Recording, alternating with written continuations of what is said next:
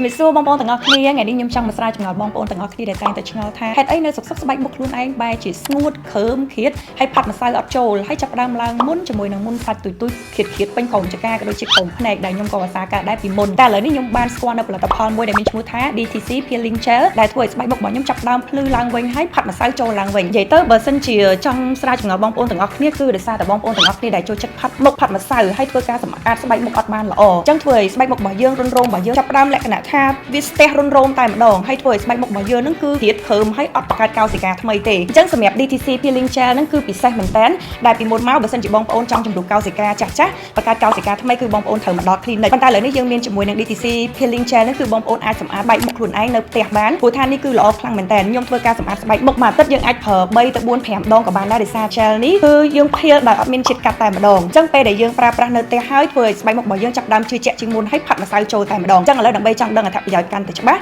យើងទៅទស្សនាជាមួយនឹងការប្រើប្រាស់ផ្ទាល់ទាំងអស់គ្នាសម្រាប់ការប្រើប្រាស់គឺងាយស្រួលមែនតើសម្រាប់ខ្ញុំគឺលាងមុខហើយអញ្ចឹងបងប្អូនគ្រាន់តែលាងមុខហើយយើងចាប់ផ្ដើមធ្វើការភៀលតែម្ដងគឺយើងលាបជាមួយនឹង gel នៅលើស្បែកមុខរបស់យើងទៅបើសម្រាប់ខ្ញុំកន្លែងដែលខ្ញុំគ្រើមជាងគេគឺក្រុមភ្នែកបងប្អូនគឺក្រុមភ្នែកខ្ញុំវាមានគ្រប់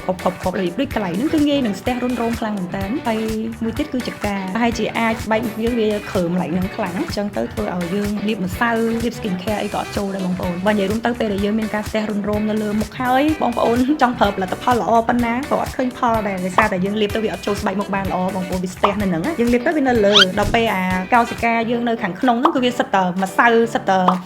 ផលិតផលនៅក្នុងហ្នឹងដែលវាស្ទះអញ្ចឹងយើងលាបអាពីលើថែមទៅអត់ចូលទេបន្ទាប់ពីយើងលាបទៅលើស្បែកមុខហើយគឺយើងធ្វើការភៀលតែម្ដងបងប្អូនគ្រាន់តែញីអញ្ចឹងទៅគឺធ្វើឲ្យកោសិកាស្បែកមុខរបស់យើងគឺជំរុញកោសិកាចាស់មកអស់តែម្ដងហើយវាចាប់ផ្ដើមបង្កើតនៅកោសិកាថ្មីហើយបងប្អូនលាប skin care ដាក់មកចូលផ្លុកមកបងប្អូនចាឆាប់ឃើញផលមែនតើហើយបងប្អូន make up មកក៏ឃើញស្បែកមុខរបស់យើងចាប់ផ្ដើមម៉ត់ហើយផាត់មុខចូលវិញដែរតែខ្ញុំអត់ទាន់ចេះភៀលអញ្ចឹងបងប្អូនចេះឆ្ងល់ទៅផាត់មុខគេប្រើម្សៅអត់ល្អមែនតាមពិតអត់ទេដោយសារតែស្បែកមុខយើងគឺស្ទះកោសិកាចាស់អញ្ចឹងយើងធ្វើការភៀលឲ្យបងប្អូននៅផ្ទះលាងទឹកមួយទឹកធម្មតាទៅខ្ញុំឥឡូវគឺប្រើកន្សែងដែលមានទឹកស្រាប់អញ្ចឹងយើងជូតមុខមកជូតឲ្យស្អាតមកហើយយើងលាប skin care តែម្ដងបងប្អូនសាកធ្វើតាមខ្ញុំតែម្ដង2ដងសិនបងប្អូនឃើញផលហើយចាំមកប្រាប់ខ្ញុំវិញថាប្រើទៅស្បែកមុខបងប្អូនចាប់បានស្អាតវិញអត់សម្រាប់ Jelly Peel ហ្នឹងបងប្អូនមិនមែនប្រើបានតែមុខទេបងប្អូនអាចប្រើនៅកន្លែងណាដែលគ្រើមក្រិនអីហ្នឹងគឺប្រើបានគ្រប់កន្លែងតែម្ដងកន្លែងតំបន់សម្ងាត់ដូចជាកន្លែងដែលគ្រើមខាងដៃជង្គង់គូតអីចឹងណាបងប្អូនគឺអាចប្រើបានគ្រប់កន្លែងតែម្ដងព្រោះនេះអត់មានជាតិកាត់ទេអញ្ចឹងបងប្អូនអាចប្រើមួយអាទិត្យមួយថ្ងៃម្ដងមួយថ្ងៃក៏បានដែរបើខ្ញុំប្រើមួយថ្ងៃម្ដងមួយថ្ងៃឥឡូវនេះយើងបានថែរក្សាសុខភាពស្បែកមុខហើយតែបងប្អូនកុំភ្លេចអ្វីដែលមិនអាចភ្លេចបានគឺសុខភាពស្បែកមាត់របស់យើងផងដែរអញ្ចឹងមុននឹងបងប្អូនលាបក្រែមចេញទៅណាឬក៏ពេលយប់ពេលគេងបងប្អូនអាចប្រើប្រាស់ជាមួយនឹង lip me បានដោយសារតែក្រែមលាបមាត់មួយនេះគឺល្អខ្លាំងមែនតើបងប្អូនគឺជួយថែរក្សាក៏ដូចជាការពារស្បែកមាត់របស់យើងឲ្យនៅតែស្អាតហើយកុំឲ្យឡើងខ្មៅបងប្អូនអញ្ចឹងមុននឹងបងប្អូនលាបក្រែមឬក៏មុនគេងគឺកុំភ្លេចដាច់ខាតគឺត្រូវតែប្រើប្រាស់ជាមួយនឹង lip me តែម្ដងព្រោះថាមាត់របស់យើងក៏ស្ដើងហើយងាយនឹងខ្មៅផងដែរហើយបងប្អូនបើសិនជាមានចម្ងល់ជាមួយនឹង DTC